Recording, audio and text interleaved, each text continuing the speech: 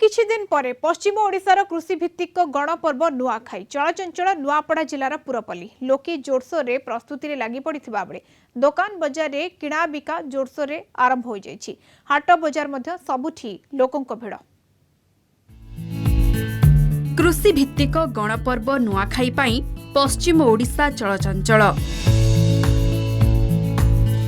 नुआखाई को उत्साहर सह पालन पई नुआपड़ा जिल्लार गाँ ठारू सहर सबुठी चलीछि सजबाज।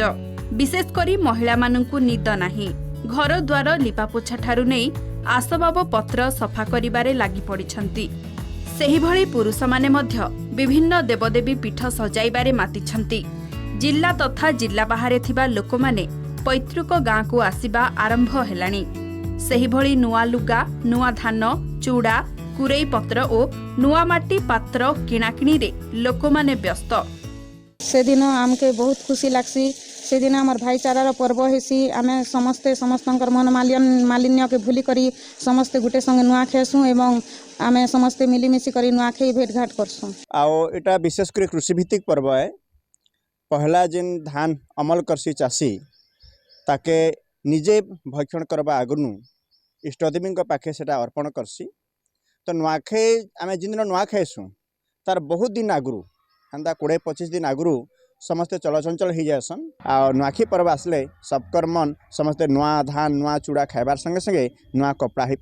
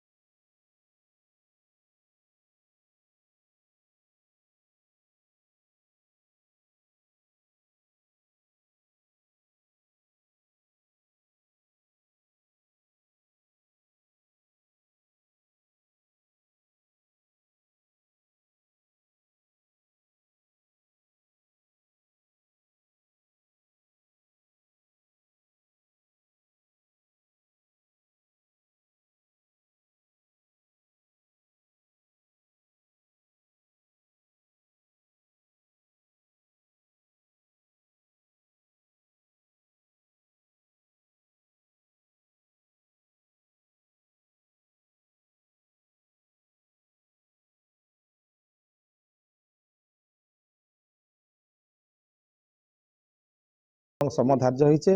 8 तारिख दिन नुआ खाइबार लगी सकाल 9:40 रु नहीं करी 10-12 मध्य नुआ खाइबार लगी भल खावा बोली निष्पत्ति निया जाइछे। एवं तार संगे संगे तार पूर्व दिन आमर अंचल गणदेवी माँ रक्तांबरी एवं इष्टदेवी माँ समलेश्वरी के नुआ भोग राति लागला परे आर दिन ये अंचल समस्त जनसाधारण नुआ खाई पारिबे। मंदिर मान को भी नुआ लागसी। मंदिर मान भी सफा सुतरा करा हेसी। आ नुआखाईटा आमर बहुत बड़ पर्व है। नुआखाई से बहुत धूमधाम रे बहुत खुशी अच्छु। आम पश्चिम ओडिशार कृषि भित्तिक गणपर्व नुआखाई जेते पाखे आसुचे नुआपड़ा जिलार गाँ ठारू सहर जाए समस्ते एबे बेस चलचंचल हो पड़ते।